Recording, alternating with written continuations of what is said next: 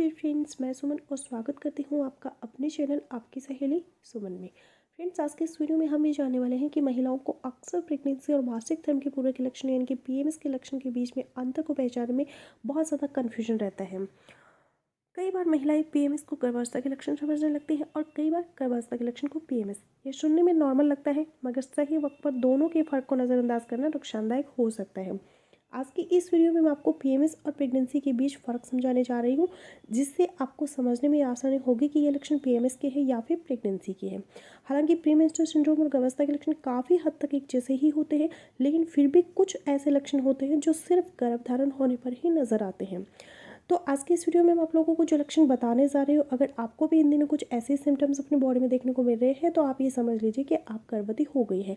तो चलिए फिर वीडियो शुरू कर लेते हैं। वीडियो अगर आप लोगों को पसंद आ रहा है तो प्लीज़ वीडियो को लाइक और शेयर कीजिएगा। चैनल पर अगर आप पहली बार है तो प्लीज़ चैनल को बिना सब्सक्राइब किए मत जाइएगा। सबसे पहला जो अंतर है वो है थकान महसूस होना। पीएमएस और प्रेगनेंसी दोनों में थकावट महसूस होती है, लेकिन दोनों में अंतर भी होता है। पीएमएस पीरियड से पहले प्रोजेस्टेरोन हार्मोन का स्तर बढ़ने से थकावट बढ़ जाती है। यह थकावट पीरियड के शुरू होने से खत्म हो जाती है।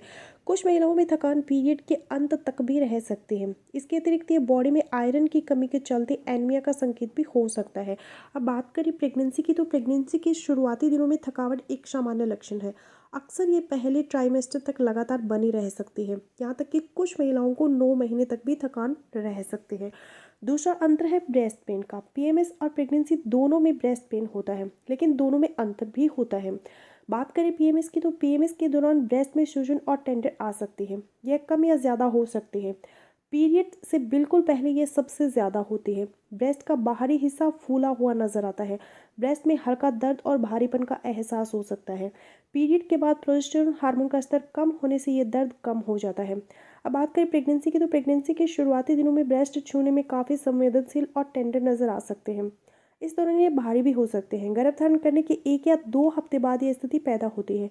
प्रोजेस्टेरोन का स्तर ज़्यादा रहने से आखिर तक ऐसा ही रह सकता है। अगला अंतर है ब्लीडिंग का। पीएमएस और प्रेगनेंसी दोनों में ब्लीडिंग होती है, लेकिन दोनों में अंतर भी होता है। बात करें पीएमएस की, तो मासिक धर्म के पूरे के लक्षणों में स्पॉटिंग या ब्लीडिंग नहीं होती है। पीरियड शुरू होने पर ब्लीडिंग का फ्लो है वो बढ़ जाता है और 5 से 7 दिन तक रह सकता है। बात करें प्रेगनेंसी की, तो कुछ मामलों में प्रेगनेंसी के शुरुआती लक्षणों में वजन से हल्की ब्लीडिंग होती है। इसका रंग पिंक और डार्क ब्राउन हो सकता है। ये गर्भ धारण करने के 7 से 10 दिनों के बाद ही स्पॉटिंग होती है। इसमें आपको पैड्स इस्तेमाल करने की ज़रूरत नहीं होती है। ये कम से कम 1 दिन और ज़्यादा से ज़्यादा 2 दिन तक रह सकती है। इसकी अवधि पीरियड से कम होती है।